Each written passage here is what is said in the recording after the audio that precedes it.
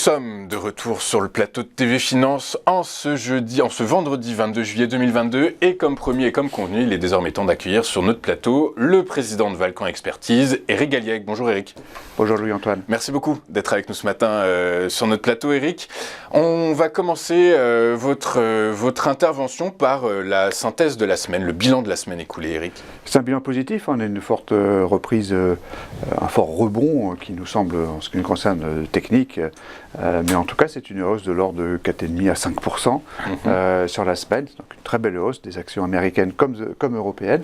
Avec l'euro qui a repris 2% après sa chute, qui était quand même très très rapide. Donc un rebond de l'euro de près de 2%.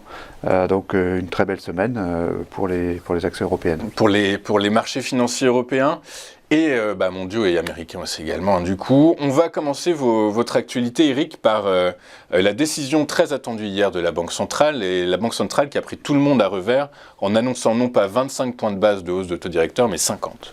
50 points de base, oui, c'était quand même une demi-surprise, dans la mesure où même si la forward guidance, comme on dit, de la BCE était très claire, puisqu'on avait annoncé très tôt 25 points de base, c'est vrai que garder des taux d'intérêt négatifs, puisque si on n'avait fait que 25 points de base, on aurait encore été en taux négatif sur un des trois taux de la BCE, ça aurait été quand même assez étonnant dans le cadre donc d'une inflation qui est quand même relativement galopante, on va dire, même si on est proche du sommet, très très probablement. Mais en tout cas, oui, 50 points de base, c'était une demi-surprise. Et c'est vrai qu'on en attendait finalement pas moins de la BCE qui revient, je dirais, sur des niveaux de taux qui sont plus raisonnables, mais à nouveau 0,75 sur les différents niveaux, c'est quand même des taux extrêmement bas par rapport au niveau d'inflation et par rapport à la croissance, on va dire, nominale de l'économie ou normative de l'économie, qui doit désormais intégrer une inflation de 2%, 2 à 3, en étant raisonnable. Je pense si on se projette sur 2024, c'est les hypothèses de la BCE. Donc ça signifie des taux qui vont continuer de monter. Donc cela demeure une mauvaise nouvelle, bien sûr, puisque cela constitue une restriction de la liquidité pour l'ensemble du système. Pour l'ensemble du système, et une des difficultés rencontrées par la BCE, c'est la fragmentation des pays européens, et notamment au niveau de leur volume de dette. Et on pense notamment à l'Italie. L'Italie qui est en crise politique, mais une crise politique qui pourrait se transformer en crise économique. Alors l'Italie, c'est un sujet très intéressant, c'est pas la première fois qu'on en parle. Ce qu'on souligne du côté italien, c'est le niveau de la dette publique par rapport au PIB qui a atteint 150%. C'est bien sûr un chiffre important et bien sûr avec des taux à 3,5. Si on regarde spot, toutes choses égales par ailleurs, 3,5% avec 150 points de base, 150% du PIB en dette, ça signifie qu'il faut consacrer 5% du PIB par an pour simplement servir les intérêts. Alors en supposant que toute la dette soit au taux de marché actuel, ce qui n'est pas vrai, mais quand même ça montre qu'il y a un vrai problème pour une économie qui est en stagnation depuis une génération quasiment. Donc c'est un vrai problème en Italie avec bien sûr la crise politique en place, donc Mario Draghi qui était emblématique donc de la bonne gestion, ancien président de la BCE bien sûr, qui n'a pas pu tenir et qui a donc n'a pas réussi à faire fonctionner l'alchimie du compromis qui est si importante et si efficace habituellement en Italie. Donc on se retrouve avec de nouvelles élections, probablement fin septembre, une situation politique compliquée qui justifie finalement cette fragmentation, comme dit la BCE, de l'eurosystème, avec donc des niveaux de taux d'intérêt extrêmement différents d'un pays à l'autre, ce qui bien sûr n'est pas bon pour la transmission de la politique monétaire de la BCE.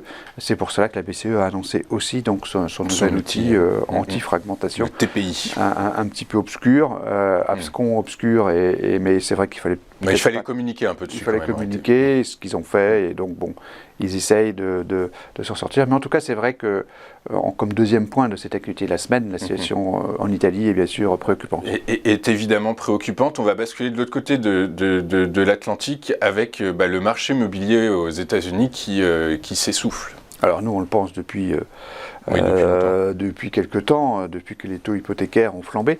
Les taux hypothécaires qui servent de base au paiement donc, de l'endettement immobilier des ménages américains. Donc c'est vrai qu'on a de ce point de vue-là une situation qui nous semble extrêmement et malheureusement claire, c'est-à-dire que l'immobilier américain va vers une crise, tout simplement parce que les taux d'intérêt ont flambé. Donc la capacité d'endettement des ménages s'est fortement réduite à raison de la hausse des taux, c'est un classique, et donc ça signifie que tôt ou tard, la baisse, je dirais, ici de l'indice NAHB, qui est un indice des promoteurs constructeurs de maisons individuelles américains, est très claire. Elle montre bien une situation donc de pré-crise. On a vu que c'était le cas aussi en 2020 pendant la crise sanitaire. À l'époque, on avait bien rebondi parce qu'on était dans une situation très particulière d'arrêt volontaire de l'activité, alors qu'ici, on a un problème, un vrai problème, de hausse de taux durable et d'ailleurs niveau des prix qui est grotesque comme partout dans le monde d'ailleurs, et qui justifie de notre point de vue une correction sur le marché immobilier dont on parle relativement peu, mais qui pourrait faire l'actualité assez vite. Assez vite, et c'est ce qui est intéressant effectivement de regarder, c'est les volumes des crédits immobiliers accordés par les banques aux États-Unis. On voit qu'ils sont en baisse sur le deuxième trimestre, et c'est évident, mais donc du coup ça amène cette question qui nous fera rebondir sur votre dernière actualité, c'est le rôle des banques et leur capacité à dégager du résultat dans cet environnement, puisque certaines banques ont publié des résultats décevants, d'autres, c'est pas le cas. Du coup, comment est-ce qu'on peut l'expliquer ça ? Alors, c'est toujours un peu compliqué parce que c'est vrai que ce qui nous intéresse, plus que la réalité elle-même, c'est l'écart à l'anticipation. Et donc, c'est vrai que le dernier point plutôt positif, c'est que les banques américaines ont plutôt rassuré. Deux, notamment banques américaines, ont rassuré par rapport à la publication des résultats du deuxième trimestre 2022. En l'occurrence, Goldman Sachs et Bank of America, qui ont publié donc des résultats qui étaient un petit peu supérieurs en fait aux anticipations des analystes. Donc, c'est effectivement plutôt positif. C'est en ce sens qu'on l'a considéré. Mais c'est vrai que ce sont quand même des baisses de résultats en valeur absolue. Ça montre bien que de ce point de vue-là, et en termes de bénéfices, on est bien dans une situation qui est en train de changer complètement en Europe comme aux États-Unis, avec des révisions de bénéfices en baisse, et beaucoup plus sur 2023 que sur 2022. Il y a un élément qui nous semble important là-dessus, c'est que cette fois, pour la première fois depuis que l'on fait des anticipations sur 2023, le bénéfice par action 2023 du CAC 40 est en baisse par rapport à 2022. Pour le CAC 40, ça, c'est très lié à Total Energy, qui a un poids considérable avec un bénéfice gigantesque en 2022. Mais effectivement, c'est un élément qui semble important. Il y a une révision en baisse qui porte beaucoup plus sur 23, ce qui montre bien que le sujet de la récession, du ralentissement économique ou de la récession, c'est 2023. Ça se fait lentement, mais durablement. C'est ce que vous nous disiez la dernière fois. Tout à fait. C'est pas une récession habituelle, entre guillemets. Il y a plusieurs façons d'entrer en récession. Celle-ci est plus particulière, en quelque sorte. Parce qu'elle se fait comment ? Elle se fait par palier, en fait. C'est ça, la descente se fait graduellement, Ça se fait graduellement. Ça se fait à nouveau par des problèmes d'offres, plus que par des problèmes de demande. Donc c'est assez particulier. C'est pas un arrêt de la demande. Ce qui se passe. Non, c'est les goulots d'étranglement qui font que l'offre Il y a quand même un aspect demande avec la hausse des prix du pétrole, bien sûr, mais on n'est pas dans une surchauffe économique initiale. C'est ça qui est paradoxal, et c'est ça qu'il faut comprendre, et sur lequel je pense pas mal d'intervenants de marché ont du mal à bien saisir ce qui se passe, notamment le fait que bad news is not good news. Ça l'a été un certain temps quand même. En réalité, les bonnes nouvelles économiques étaient des mauvaises puisqu'elles incitaient la Fed à relever ses taux et donc à diriger l'économie américaine vers le ralentissement et peut-être la récession. Ceci n'est plus vrai parce qu'on vit depuis 3 ans des phénomènes majeurs, très très importants, des modifications fondamentales qui font qu'on ne peut plus aujourd'hui dire que bad news is good news, bad news is bad news, et notamment le phénomène récessif, la permanence de l'inflation, parce que c'est quand même le sujet, la hausse des taux alors que l'économie ralentit. C'est bien ça quand même. Et que la demande ne faiblit pas. Du coup, les entreprises auraient besoin d'investir pour faire face à cette demande, mais elles ne vont pas pouvoir. Du coup, l'inflation pourrait mécaniquement... les entreprises mettent un frein. Aujourd'hui, en termes d'investissement, il y a un frein qui est mis, non seulement en raison de la faible visibilité sur les bénéfices et l'angoisse que cela suscite, car l'investissement d'entreprise est souvent beaucoup lié aux perspectives ou perspectives de rentabilité, de profit immédiat. Si ceci est aujourd'hui en cause, comme on le voit chez Google ou même dans les très grandes entreprises du digital qui arrêtent d'embaucher, on l'a vu avec qui Google. licencie même. Et qui dans certains cas licencie, comme Klarna, donc dont le paiement, je dirais, fragmenté. Donc cette start-up suédoise qui effectivement connaît quelques problèmes. Donc voilà, c'est progressif, c'est lent, progressif, mais ça nous semble malheureusement assez durable, inexorable, et ça converge vers 23. Et ça converge vers 23. Dans cet environnement, en tout cas pour l'environnement de cette semaine, comment vous l'analysez? Quelle est votre synthèse? Bon, on est à -2, on a une actualité qui est encore négative. Moi, je cherche des éléments positifs, mais c'est compliqué. Donc, on se retrouve avec à nouveau une semaine négative en raison, donc, effectivement, d'un triple phénomène financier, politique et monétaire, finalement. Tout s'imbrique, c'est normal. Politique avec l'Italie, c'est quand même quelque chose qui est un peu gênant, bien sûr. Monétaire avec la BCE qui augmente ses taux, c'est quand même gênant quand on a une crise politique au cœur de l'Europe de faire monter les taux, mais c'est obligatoire en quelque sorte.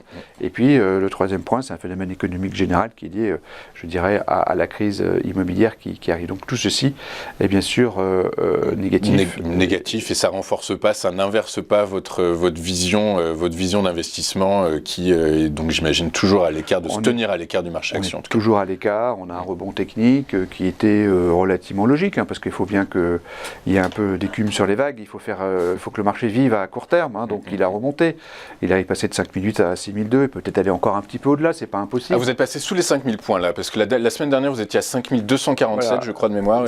C'est tout le jeu en fait, de la notation de l'actualité. Quand l'actualité se dégrade, moi je dégrade les objectifs automatiquement, c'est du quantitatif pur, c'est un processus discipliné. Donc aujourd'hui il faut passer en dessous de 5000.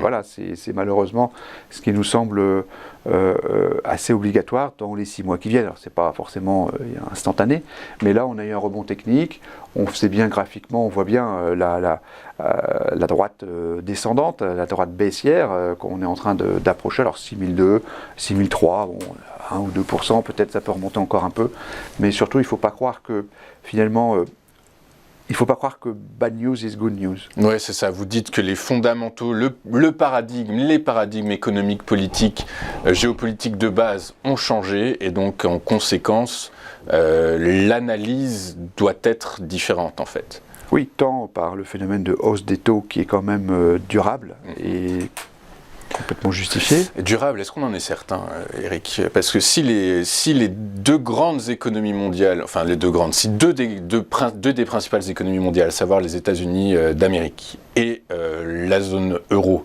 rentrent en récession ou ralentissent fortement, on peut imaginer que les banques centrales pourraient assouplir de nouveau leur politique monétaire. Peut-être, mais la BCE est en train de le dire avec son TPI. Il y a un phénomène quand même qui est maintenant très très clair, c'est que on vit maintenant dans des prix qui montent. Il y a une inflation quand même. Ça c'est quand même nouveau, ça fait 20 ans qu'on n'avait pas eu ça, oui plus. Et donc tout dépend à quel niveau on atterrit. Sur ces fameux taux d'inflation. Si on atterrit à entre 3 et 4%, ce qui semble être le cas, ou pire, si on a une poursuite de l'accélération, c'est pas impossible. On ne sait pas. On n'aura pas ce phénomène-là. Donc c'est pour ça que moi je dis bad news is bad news, puis finalement c'est un peu logique. Ok, merci. Eric, bad news is bad news, du coup désormais. On va marquer une pause et tout de suite après c'est le point bourse. Merci beaucoup Eric, je rappelle que vous êtes président de Valcan Expertise. A tout de suite sur Téléfinance.